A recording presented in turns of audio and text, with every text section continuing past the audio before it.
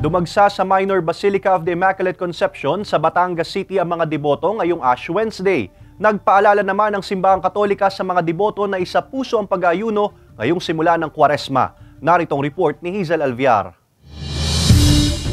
Dumagsa ang mga debotong Katoliko sa Minor Basilica of the Immaculate Conception and Archdiocesan Shrine of Santo Niño ng Batangan sa Batangas City ngayong Ash Wednesday. Alas 5 ng umaga nang isagawa ang unang misa ngayong Miyerkules Abo. Para sa mga Katoliko, ang Ash Wednesday ang hudya ng pagsisimula ng Kwaresma. Ang deboto na si Nanay Belinda hindi pinalampas ang pagpapalagay ng abo sa noo. Lagi raw siyang nagpapasalamat sa Panginoon sa mga biyayang natatanggap. Bilang Kristiyano, napakahalaga kasi unang-una nga, syempre, yung kuya ko rin ay isang pari.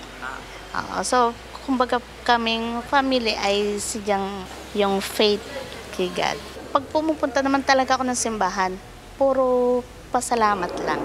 Yung everyday na gumigising ka, tsaka yung everyday na maganda yung buhay. Panata na rin daw ito ni Paul dahil batid niya ang pagsasakripisyo ng Panginoon para mailigtas ang sanlibutan. Mahalaga ito dahil ito ay pinapakita natin na bilang Kristiyano ay sama-sama tayo na nananampalataya ang nagsasakripisyo gaya ng pagsasakripisyo ng Panginoon.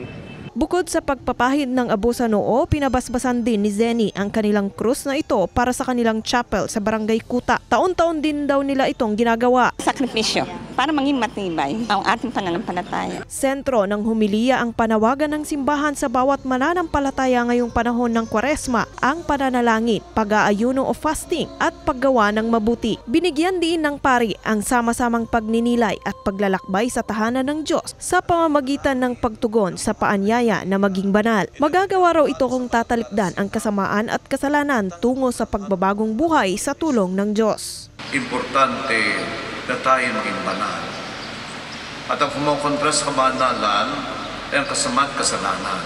Gagawa ka ng mabuti.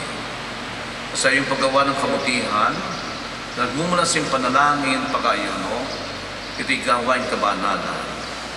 Sabag ginagawa mo ito para sa Diyos, bilang pagmamahal sa Kanya. Samantala, dagdag pa ng pari, paalala rin ang Miyerkules ng Abo na ang tao'y nagmula sa abo at sa abo rin babalik. Kasama si Buhay Adante Jr., Hazel Alviar, Balitang Southern, Tagalog.